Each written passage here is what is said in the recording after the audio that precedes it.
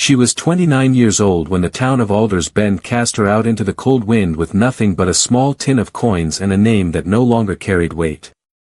It was Sheriff Callow who signed the order, calling her unfit to remain within civic bounds, after the fire at the river storehouse, an accident they said she caused, though no one ever proved it. In her palm she held exactly $3.40, enough only for bread or pride, never both. With it, she did the only thing desperation allows a person to do with dignity still clinging to them. She bought a weathered river ferry, half sunk at Dock 9, from a retired boatman who laughed as he named the price, so little it felt like insult dressed as mercy. It was foolish, they said, to buy something already forgotten by water and rust. Yet inside that hollowed vessel, sealed beneath warped timber and river salt, something waited, something hidden that would change not only her life, but the fate of every broken shore town along the valley. Settle in, and let us tell you the story of Eliza Merrill. If you find yourself watching from a place that feels forgotten, tell us in the comments. Eliza Merrill had not always been a woman measured in exile and rumor. There was a time when her name was spoken in Alders Bend with a kind of quiet certainty, the way one might speak of a bridge that always held or a river that always returned after flood. She was born in 1868 on the upstream edge of the Missouri tributary system, where river mist clung to windowpanes like breath that refused to leave. Her father, Jonah Merrill, worked as a ferryman before her, steering timber barges and passenger skiffs across currents that shifted like living memory.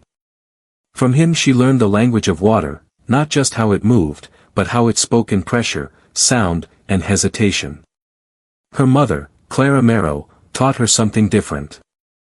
Clara was a schoolteacher in a one-room schoolhouse that smelled of chalk dust and pine resin, and she believed that knowledge was not ownership but stewardship.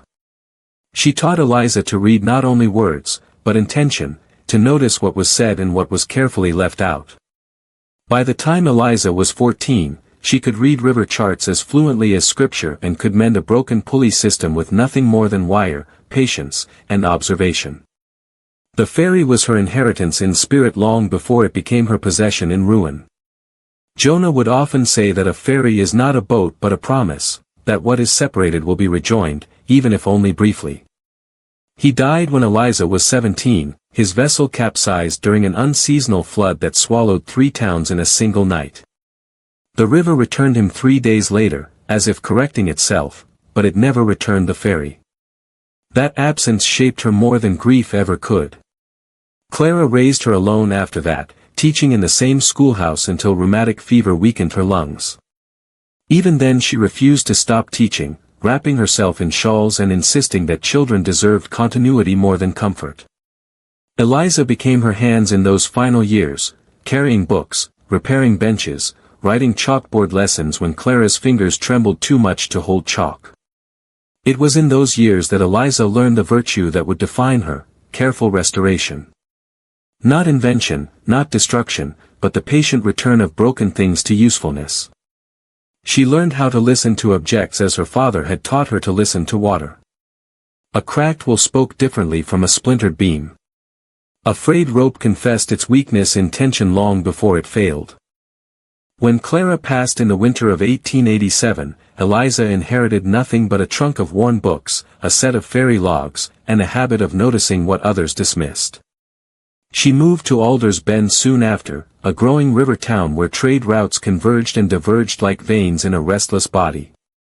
There, she found work repairing dock machinery and recording cargo manifests, her handwriting precise enough to be mistaken for a clerk twice her age. For a time, she belonged. Not loudly, not publicly, but in the quiet way usefulness grants permission. But belonging is fragile when fear enters a town like smoke. The fall did not begin with fire, though that is what people would later remember. It began with absence. A shipment of government grain disappeared between upriver storage and the dock registry. Then came rumors of smuggling, letters concealed in cargo, coded exchanges between river towns, messages that allegedly passed through Alders Bend like ghosts traveling inked pathways. Eliza, with her role in record-keeping, became a convenient point of suspicion. Sheriff Callow, a man shaped more by authority than understanding, began to watch her. At first it was subtle, questions about her hours, her access to manifests, her familiarity with ferry schedules. Then it became louder, more public, until even the dockworkers who once greeted her with nods began to step aside as she passed. The fire at Dock Warehouse 7 ended it all. It was a dry autumn, the kind that made wood feel brittle and air feel like paper waiting for a spark. When the blaze broke out, it consumed the structure too quickly for explanation. By morning, only iron skeletons remained, twisted like hands reaching for answers that would never come.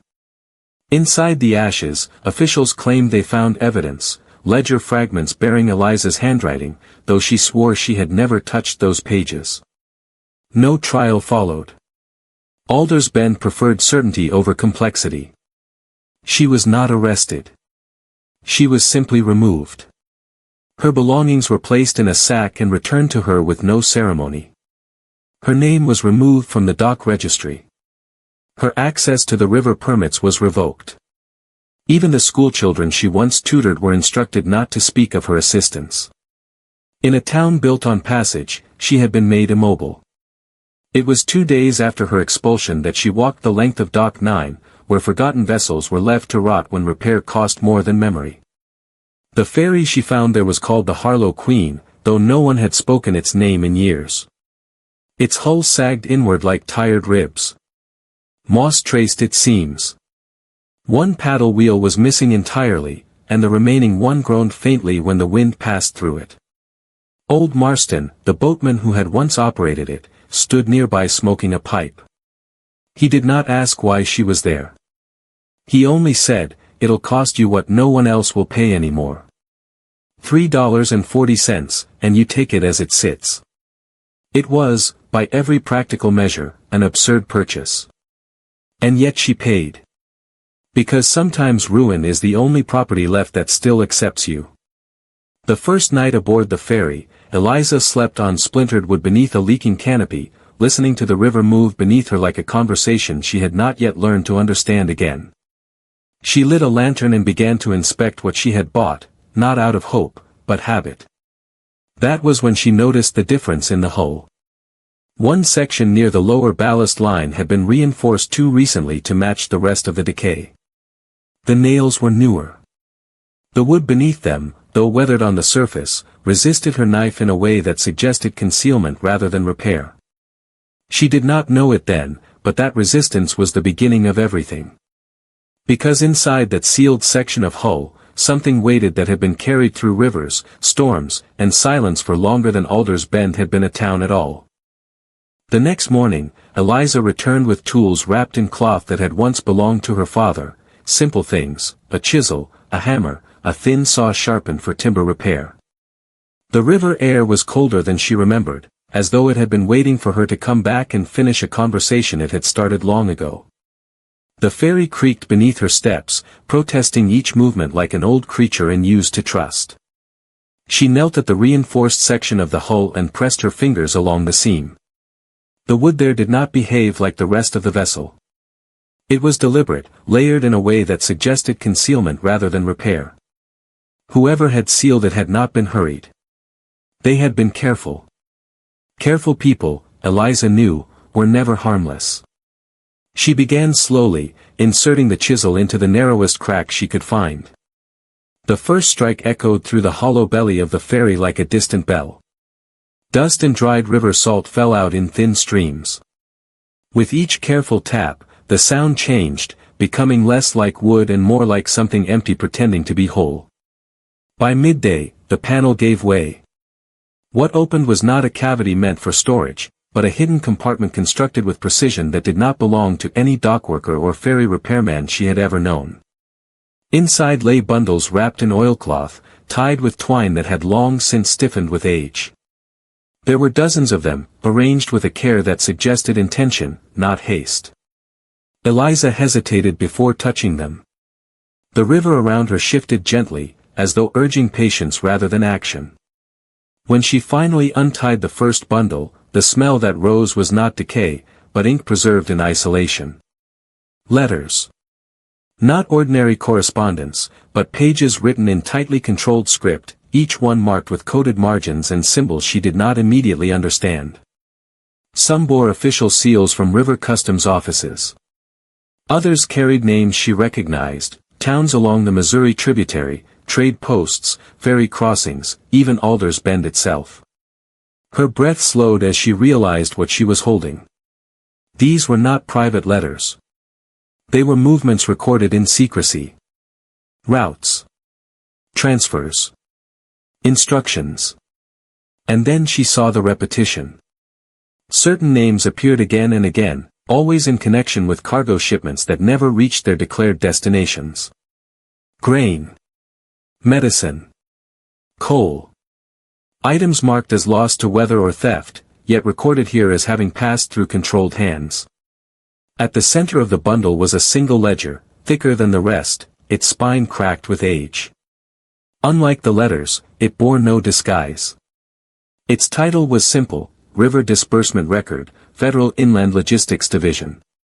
Eliza felt something tighten in her chest as she turned the pages. This was not smuggling in the way the town had accused her of. This was sanctioned disappearance. Official rerouting. Resources taken from struggling river towns and redirected under authority seals that no one in Alders Bend would ever question, because they were never meant to see them. Her name, written in ink she recognized from the dock warehouse records, appeared once near the back. Not as a perpetrator, but as a reference. A clerk's mark beside a shipment she had logged months before the fire.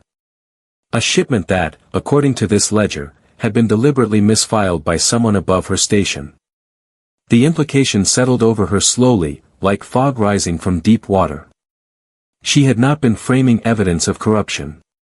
She had been witnessing it without knowing its shape. But there was something else.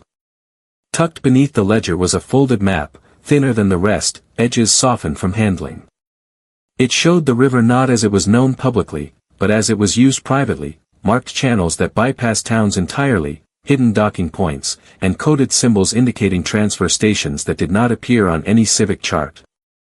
At one point along the river, near Alders Bend, there was a mark circled 3 times. Beneath it, a handwritten note read, "Containment Point. Watch clerk rotation." Her fingers went cold. The fire. The accusation. The sudden certainty of guilt placed upon her without investigation. It was not chaos. It was timing. Someone had needed her removed at precisely the moment she had begun logging discrepancies she did not yet understand. The river beneath the ferry shifted again, as if acknowledging the weight of what she now held. Days passed as Eliza worked in silence, returning to the ferry each morning with ink, paper, and the slow discipline of someone assembling a truth too large to hold at once. She transcribed what she could, cross-referencing names, dates, and routes. The patterns became impossible to ignore. Entire towns were being bypassed in systematic cycles. Supplies intended for hardship relief were diverted through private channels controlled by men whose names appeared only in initials or coded stamps. Yet what unsettled her most was not the theft itself, but the structure of it. This was not opportunistic corruption. It was architecture. A system built to appear like chance while functioning like design. And Alders Bend was not peripheral to it. It was central. The ferry, she realized, had been more than abandoned. It had been deliberately concealed. The hull compartment had not been built for storage alone, but for transport of records that could not be traced through official routes. Whoever had last operated it had known exactly what they were doing. On the 7th night, while she was reviewing the map by lantern light, she heard footsteps on the dock. She extinguished the flame instinctively. Voices followed, low, controlled, measured in a way that suggested authority rather than curiosity. Through a gap in the ferry's broken railing, she saw them, 2 men in dark coats, standing at Dock 9, scanning the vessels with practiced attention. One of them carried a ledger case identical in shape to the one she had found. Sheriff Callow stood behind them. So it was not suspicion that had driven her exile. It was containment. She did not move until they left, but the knowledge they were searching for something changed everything about how she now understood the river beneath her feet. She was not hidden because she was forgotten. She was hidden because she had unknowingly been close to something that others were still trying to retrieve. The next morning, Eliza made a decision that would have once frightened her. Now it only clarified her direction. She would not run. She would not hide further into the river. Instead, she would return to Alder's Bend, not as a clerk, not as an exile, but as someone carrying evidence that the town had never been meant to see. But she would not go unprepared. Over the following days, she restored the ferry piece by piece, not to its former commercial state, but into something more precise. She reinforced the hull opening, creating a hidden compartment within the hidden compartment. She repaired the paddle wheel using salvaged iron from abandoned barges. She mapped currents at night, learning how to move silently along channels that even official ferries avoided. The river, long indifferent to her suffering, began to feel familiar again, not as a place of loss, but as a system of pathways and truths. When she finally set out toward Alder's Bend, she did so under the cover of fog, the ferry moving with a quietness that made it seem less like a vessel and more like a memory returning to where it began. She did not yet know how the town would respond. Only that it would. Alder's Bend emerged from the fog like a memory trying not to be remembered. The river had widened here, carrying with it the sounds of industry, iron clinks, shouted orders, distant whistles, but beneath it all there was the same old pulse of water, steady and indifferent to human urgency. Eliza guided the ferry without haste, her hands steady on the worn wheel, her eyes reading the currents the way she once read ink on paper. She did not enter openly. Instead, she followed the hidden channel marked on the stolen map, the one that curved behind the southern dockyard where official patrols rarely looked too closely. The ferry slid into position like a thought returning to a mind that had tried to forget it. From here, she could see Alder's Bend as it had become, larger, louder, more certain of itself, yet still built on the same fragile dependence on river movement and unseen labor. She waited until dusk before stepping onto the dock. The air felt heavier than she remembered, as though the town itself had thickened in her absence. She kept her hood low and moved through the narrow service paths behind the warehouses, where lantern light was sparse and attention even scarcer. In her satchel she carried only 3 things, the ledger, the letters, and the map. Nothing else mattered. Sheriff Callow found her before she reached the civic office. He did not appear suddenly. He simply stepped into her path as though he had been there all along, waiting in the possibility of her return. His expression did not show surprise. Only calculation. "You should have stayed gone," he said quietly. Eliza did not answer immediately. She studied him instead, noticing the subtle tension in his posture, the way his authority now depended less on certainty and more on fear of disruption. "I was never gone," she replied. "Only moved out of sight." Callow's eyes flicked toward her satchel. "Whatever you think you found, it won't matter here." "It already does," she said, and for the first time he looked uncertain. She did not argue further. She simply walked past him, and something in that choice unsettled him more than resistance would have. The civic office was unchanged in structure but not in tone. It was quieter now, more controlled, as though the town had learned to speak in shorter sentences. Inside, Eliza requested access to the River Manifest archives under her former clerical designation. The clerk at the desk hesitated, then recognized her name, or what remained of it, and refused. That refusal was expected. What was not expected was what she placed on the counter. The ledger. The clerk's hands trembled slightly as he opened it. Pages turned slowly, each one revealing patterns too consistent to dismiss as error. Names of shipments. Missing goods. Rerouted relief supplies. And beneath it all, the quiet architecture of a system designed to look accidental while functioning with precision. A crowd began to form without announcement. Word moved faster than sound in a town like Alder's Bend.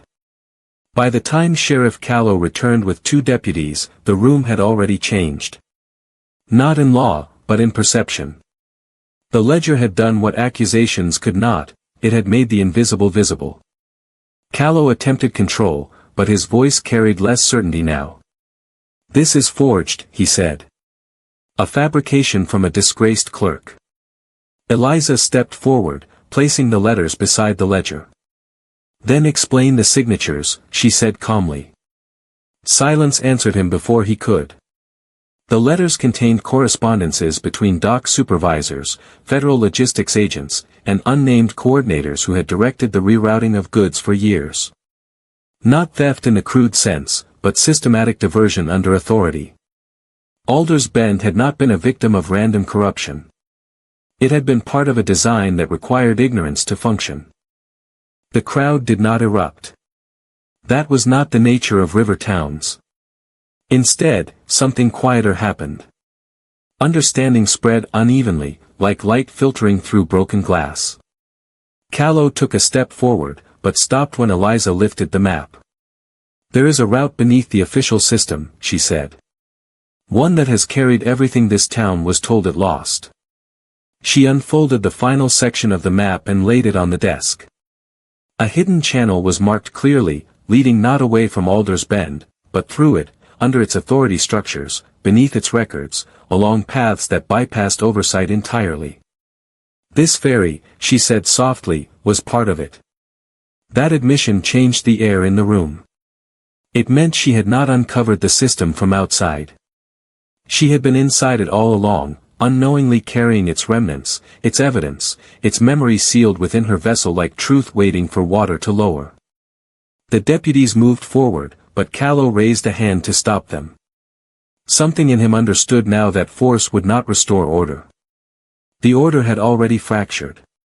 What followed was not a confrontation, but a reckoning of silence. Town officials arrived one by one, drawn not by alarm but by inevitability. The ledger passed from hand to hand.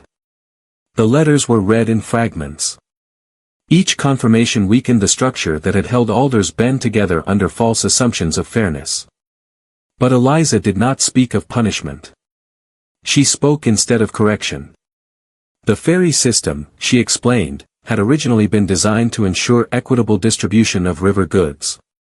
It had been altered over time, quietly redirected, until it served only select channels. But the infrastructure still existed. The river routes were still valid. The ferry she had restored could reopen pathways that had been sealed not by nature, but by choice. And so she proposed something no one expected from someone cast out. Reopening. Restoration. Reassignment of control not to authority, but to shared oversight among the river towns themselves. It was not a grand speech. It did not need to be. The evidence spoke more clearly than rhetoric ever could. In the days that followed, Alder's Bend changed in a way that was neither sudden nor gentle. Records were reviewed. Hidden routes were mapped openly for the first time in decades. The ferry channels were reinstated under communal oversight, beginning with the Harlow Queen, which Eliza insisted be restored to service rather than scrapped or renamed. Sheriff Callow resigned quietly, his authority dissolving not through defeat, but through irrelevance. There was no arrest. No spectacle. Only absence where certainty had once stood. Eliza did not claim ownership of anything that followed. Instead, she returned to the river, where the ferry became once again what her father had once called it, a promise of passage. And this time, it carried truth as its cargo. Years later, Alder's Bend would be remembered not for its fire or its accusation, but for its recalibration. For the moment it chose to look beneath what was visible and accept what had been carried quietly through its waters for years. And at the center of that memory remained the woman who had been cast out with nothing but $3.40, who bought a dying ferry no one wanted, and found inside it not treasure in the ordinary sense, but the hidden architecture of truth itself. Eliza Marrow stood once more at the river's edge, watching vessels move in honest rotation, no longer concealed, no longer stolen. The water reflected her not as exile, but as return. And in that reflection, the river seemed to recognize her at last.